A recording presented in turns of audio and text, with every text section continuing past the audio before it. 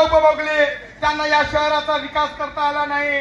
आणि आता तर आपल्याला माहित आहे की जे दोन पक्ष गेल्या 40 वर्षापासून एकमेकाच्या विरोधात उभे राहिले आणि आता यांना सत्तेचा एवढा स्वार्थ आला की 40 वर्ष एकमेकाच्या विरुद्ध लढले, विधानसभेत एकमेकाच्या विरुद्ध लढले, जिल्हा परिषद मध्ये विरुद्ध लढले, नगरपालिकेमध्ये विरुद्ध लढले आणि आता त्यांना साक्षात्कार झाला तर दोन विरोधी पक्षांना ज्यांनी विधानसभेमध्ये या राजुरा शहरातील जनतेने नाकारलं ते आता पुन्हा सत्तेच्या स्वार्थासाठी एकत्र आले, एकमेकांना शिव्या देणारे आता एकमेकाच्या हातात हात टाकून या राजुरा शहरामध्ये सत्तेच्या स्वार्थासाठी लोकांचा सूड घेण्याकरिता पुन्हा एकदा निवडणुकीच्या रिंगणात उभे आहे। बंधूंनो, माझी तुम्हाला विनंती आहे की तुमच्या आशीर्वादाने या राजुरा विधानसभेच्या विकासाची संधी तुम्ही मला दिली। आता माझी दुसरी विनंती आहे, या देवराव भोंगलेला तुम्ही प्रेम केलं, राजुऱ्यामध्ये जनतेने भरभरून आशीर्वाद दिला आणि विधानसभेमध्ये इतिहास घडवत अनेक लोकांना घरचा रस्ता दाखवला। मग आता मला सांगा की ज्यांना 40 वर्षामध्ये या शहराचा विकास करता आला नाही, आता नगरपालिकेत काय दिवे लावणार हे सुद्धा तुमच्या लक्षात आहे। अरे जर या शहराचा विकास करायचा असेल तर राज्य सरकारकडून निधी आणावा लागते, या शहराचा विकास करायचा असेल तर केंद्र सरकारकडून निधी आणावा लागते।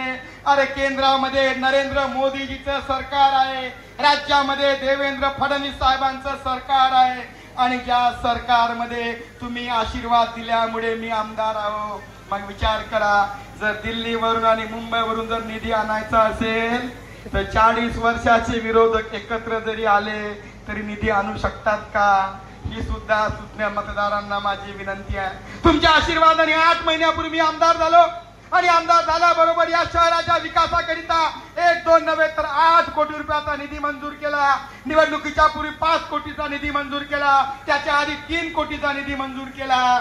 माझा त्यांना चॅलेंज आहे, अरे एवढे आमदार झाले 40 वर्षामध्ये, एका तरी आमदारांनी 8 महिन्यामध्ये 8 कोटी रुपये आणले का? याचा सवाल सुद्धा त्यांना करावा लागणार आहे। आणि मला या शहराचा चेहरा मोहरा बदलायचा आहे।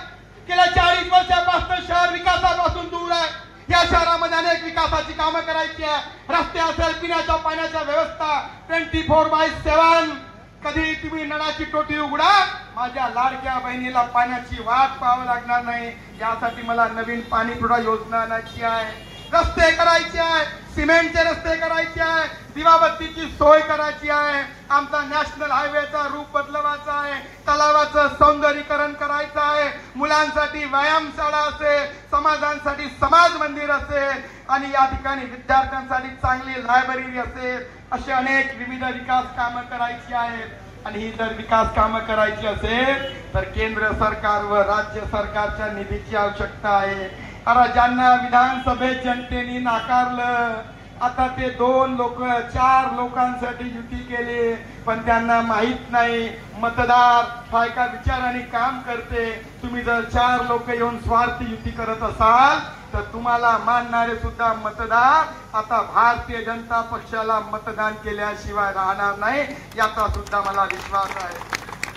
आणि म्हणून माझी तुम्हाला नम्र विनंती आहे, खर तर या निवडणुकीमध्ये राधेश्यामजी अडाणी उभे आहे, पण त्यांच्या पाठीमागे मी आहे। तुम्ही जर राधेश्यामजीला मत दिलं, भाजपच्या प्रत्येक नगरसेवकाला मत दिलं तर ते मत हे देवराव भोंगलेला मिळणार आहे। तर यांचे हात मजबूत झाले तर मी विधानसभेमध्ये फडणवीस साहेबांकडनं या शहरासाठी शेकडो कोटीचा निधी आणू शकतो, पण चुकीने जर दुसरे लोक आले तर पुन्हा मात्र शहराचा विकास कधी होणार नाही। आणि म्हणून माझी आपल्याला विनंती आहे की गेल्या अनेक वर्षापासून या राजुरा शहरामध्ये अनेक गरीब लोक होते जे अतिक्रमण करून राहत होते, पण त्यांना त्यांच्या हक्काचा पट्टा सुद्धा या लोकांनी दिला नाही। पण तुमच्या आशीर्वादाने या गोरगरीब जनतेच्या हक्कासाठी मी पट्ट्याचा कार्यक्रम मंजूर केला आणि सोनिया नगर पासून पट्टे वाटपाला सुरुवात सुद्धा झाली। ही सुरुवात आहे। या शहरातल्या प्रत्येक गरजू माणसाला जोपर्यंत पट्टा मिळणार नाही तोपर्यंत मी स्वस्थ बसणार नाही। जर पट्टे प्राप्त करायचे असेल, गरिबांना घरकुल द्यायचं असेल तर तुमचा आशीर्वाद जर तुम्ही भारतीय जनता पक्षाच्या पाठीमागे ठेवला तर मी तुम्हाला सांगतो, मी कधी विकासासाठी कमी पडणार नाही. आणि एवढंच नाही तर आतापर्यंत ज्या लोकांनी सत्ता उपभोगली त्यांनी फक्त खोटी आश्वासनं दिले, पण मी आयुष्यात खोटं बोलत नाही, जे बोलतो ते करतो. आणि म्हणून या गांधी चौकातून महात्मा गांधीच्या साक्षीने तुम्हाला वचन देतो, जर तुम्ही मला नगरपालिका निवडून दिले, माझे 21 नगरसेवक आणि राधेश्याम अडेंना निवडून दिलं, तर मी तुम्हाला सांगतो 5 वर्षात सारी विकासाची कामं केल्याशिवाय राहणार नाही. आणि ज्या 5 वर्षांनी जर तुम्ही म्हणाल की होय देवराव भोंगळे तुम्ही बोलले ते करून दाखवलं, तर पुन्हा तुमच्या दारामध्ये मत मागायसाठी येईल. आणि तुम्ही जर मला म्हटलं की 5 वर्षात तुम्ही नापास झाले, तर कधी आयुष्यात निवडणुकीला उभं राहणार नाही. हे वचन सुद्धा या गांधी चौकात देण्याची हिंमत हा देवराव भोंगळे. मी या ठिकाणी सेवेसाठी आलो. सेवा केंद्राच्या माध्यमातून गोरगरीब जनतेची सेवा करायची आहे, नगरपालिकेच्या माध्यमातून या भागातील जनतेला न्याय द्यायचा आहे. आणि याचसाठी आम्ही लोकाभिमुख